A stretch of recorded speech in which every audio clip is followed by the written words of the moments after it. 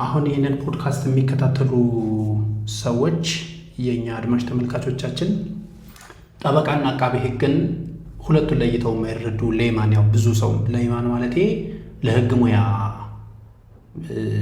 የሕግ ተማሪ የሕግ ባለሙያ ያልሆነ ሰው ሁለቱን ለመረዳት ይቸገራል። አቃቤ ሕግና ጠበቃ አቃቤ ሕግ ማለት ይሄ ነው፣ ጠበቃ ማለት ይሄ ነው ብለህ ሲምፕሊ ዲፋይን ማድረግ እስኪ ትችላለህ? መልካም። አቃቤ ሕግ አንድን ቪክቲም የተጎዳን አካል መንግስትን ወክሎ የመንግስት ጠበቃ ሆኖ ለተጎዳ ሰው የሚከራከር ማለት ነው ባጭሩ። ጠበቃ ማለት ደግሞ ባለጉዳዩ ወክሎት ሎየር ሆኖ የህግ ባለሙያ ሆኖ ሁለቱም የህግ ባለሙያ ናቸው። ያን ጠበቃ እገሌ ይከራከርልኝ ጥብቅና ይቆምልኝ ብሎ ለፈለገው የውል ግዴታ ለገባው ሰው ቆሞ መከራከር ማለት ነው። ጠበቃ ስትሆን ተከሳሽም ሆነ ትከራከራለህ፣ ከሳሽም ሆነ ልትከራከር ትችላለህ በፍትሐብሔር ጉዳይ ማለት ነው። የአቃቤ ሕግ ወደ አቃቤ ሕግ ስመጣ ደግሞ ሞር የወንጀል ጉዳይ ነው ሲጀምር።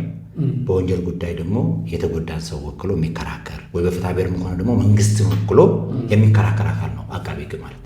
ኦኬ ኦልራይት። ልዩነቱ የግልና የመንግስት እንደማለት ማለት ይቻላል ለለይማን ስንል። ኦኬ